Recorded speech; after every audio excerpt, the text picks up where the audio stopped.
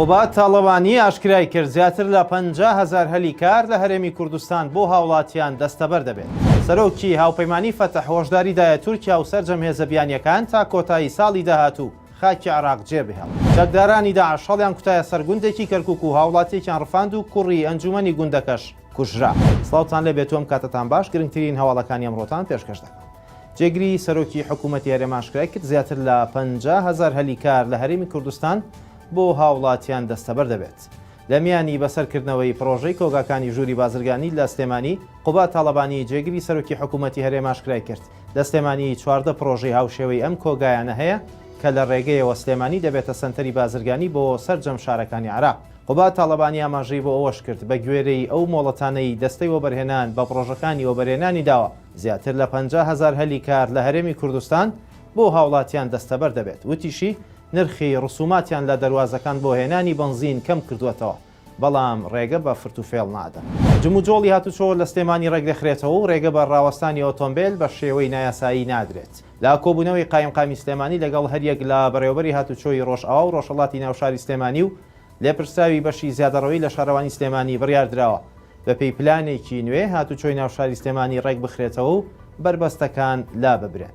بەپی پلانە نوێیەکە بە هەمانگی لەگەڵ هێزەکانی پۆلیس و تیمەکانی شارەوانی و فەرمانگە پەیوەندیدارەکان لە مەودووە هاتوچۆی ناوشاری سلێمانی کار دەکەن بۆ لابردنی ئەو ئەستەنگانەی کە لەسەر شەقامەکان بەهۆی ڕاوەستانی ئۆتۆمبیل بە شێوەی نایاسایی و زیادەڕۆیەکانەوە دروست دەبن. سەرۆکی هاوپەیمانی فەتەح هۆشداریدایە تورکیا و سەرجەم هێزەبیانیەکان تا کۆتایی ساڵی داهاتوو خاکی عێراق جێبهێڵن. لە کۆنگرێکی ڕۆژنامەوانی داهاتی عامری سەرۆکی هاوپەیمانی فەتەح ڕایگەاند لە دوای سیوێکی کانونی یەکەمی ئەم ساڵ نابێت هیچ هێزێکی بیانی لە نێوشیاندا هێزەکانی ئەمریکا و فەڕەنسا و تورکیا لەسەر خاکی عێراق بمێننەوە. باسی لەوەش کرد کاتێک هێزە داگیرکەرە بیانیەکان لە خاکی عێراق دەچنە دەرەوە هەموو هێزەکان یەکڕیز دەبن بۆ بنیاتنانی دەوڵەتی عێراق. بەیامەکەی عامری لە کاتێکدایە پێشتریش عەبدولئەمیر یارەڵڵا سەرۆکی ئەرکانی سوپای عێراق ڕایگەیاند بوو هێزە سەربازیەکان لە توانایاندایە دوای چوونەدەرەوەی هێزەکانی ئەمریکا ئاسایش و سەقامگیری عێراق بپارێز. چەکدارانی داعش هەڵیان کوتایە سەرگوندێکی کەرکووک و هاوڵاتیەکیان ڕفاند و کوڕی ئەنجومەنی گوندەکەش کوژرا. شەوی ڕابردوو چەکدارانی داعش هەڵیان کوتایە سەرگوندی شەعەل لە ڕۆژاوای پارێزگای کەرکووک و هاوڵاتیەکیان ڕفاند. بەیامنێری شارپرێز لە کەرکووک لە زاری سەرچاوەیەکەوە ڕایگەاند لە دوای ڕفاندنی هاوڵاتیەکە خەڵکی گوندەکە شوێنی چەکدارەکان کەوتون بە مەبەستی ڕزگارکردنی و بەهۆیەوە شەڕ و ڕوبەڕووبوونەوە ڕوویداوە. دواتر کوڕێکی ئەنجومەنی گوندەکە کوژراوە. وتیشی بە مەبەستی هاوکاریکردنی هاوڵاتیانی گوندی شەعەل هێزەکانی سوپای عێراق بەرەو شوێنی پێکدادانەکە جوڵێنراون و ڕوبەڕووی چەکدارەکان بوونەتەوە و چەکدارەکان هەڵاتون. گوندی شەعەل دەکەوێتە خۆراوی پارێزگای کەرکووک و لە ڕووی ئیداریەوە سەر بە ناحی سەرگەڕانی قەزای دووبزە و لە ماوەی ڕابردووشدا ناوچەکە چەند جارێک بەرهێرش و پەلامەرەکانی چەکدارانی داعش کەوت.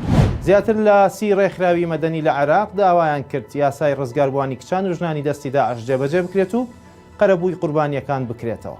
بەهۆی دواکەوتنی جێبەجێکردنی یاسای ڕزگاربووانی کچان و ژنانی دەستی داعش زیاتر لە 30 ڕێکخراوی کۆمەڵگەی مەدەنی عێراقی لە بەغدا هاوپەیمانەتیەکیان پێکهێنا و لە کۆنگرەیەکیشدا کە بە ناوی 6 مان دوای دەرچوونی یاسای ڕزگاربووانی ئێزدی هەنگاو بەرەو پێشەوە بەستویانە داوایان کردو یاساکە وەک خۆی جێبەجێ بکرێت و قەرەبووی قوربانیەکان بکرێتەوە.